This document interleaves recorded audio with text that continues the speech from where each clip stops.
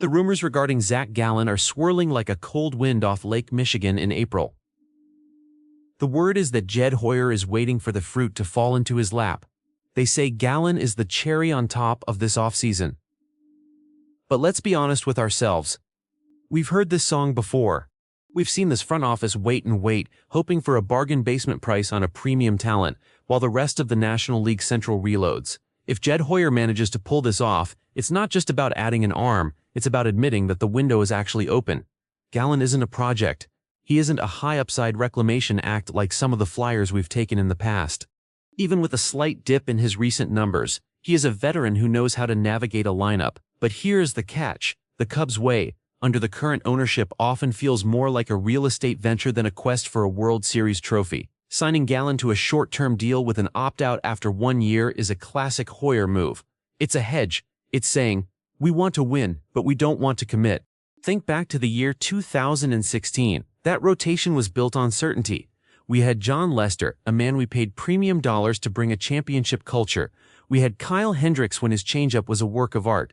We didn't wait for the market to fall into our lap. We took the market by the throat. If Gallen comes here on a prove-it deal, he's looking out for his next contract, not necessarily the long-term health of this rotation. Let's look at the chessboard of the division. The St. Louis Cardinals are always lurking, waiting for us to stumble. The Milwaukee Brewers continue to turn water into wine with their pitching staff despite a lower payroll. You cannot win the Central Division with a rotation that is one injury away from collapse. We saw it in the year 2025, the depth vanished, the bullpen was taxed, and the season withered away in September. Adding Gallen, alongside a healthy Justin Steele and Edward Cabrera, gives us a fighting chance. It puts the pressure on the Brewers to match our veteran stability. Without this move, we are just crossing our fingers and hoping the kids from the farm system are ready before they've even had a chance to shave. Speaking of the farm, every time we bring in a veteran on a short-term deal, we buy time for the arms in Iowa and Tennessee. We have talent coming, but you cannot rush the development of a young starter by throwing him into the fire of a pennant race against the Cincinnati Reds or the Cardinals in August. Gallen provides that bridge. He is the insurance policy that allows the next generation to breathe. But I remain skeptical of the men in the suits. The Ricketts family has turned Wrigleyville into a theme park. They've built the hotels, they've built the sports books, and they've collected the television revenue. It is time they invested that capital back onto the dirt.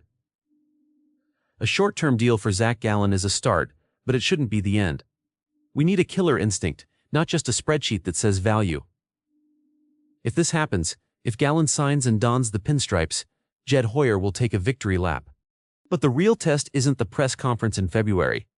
The real test is whether this arm can lead us through the heat of July and into the shadows of October. We don't need good positions or great chances. We need signatures on contracts and wins on the board. The ghosts of this franchise are watching. They don't care about opt-outs or luxury tax thresholds. They care about the standards set over a century of struggle and that one glorious peak a decade ago. It is time to stop playing it safe. Sign the man. Solidify the rotation. Stop acting like a small market team with a big market stadium. Fly the W-Kizs, but only if you're willing to pay the price for the flag.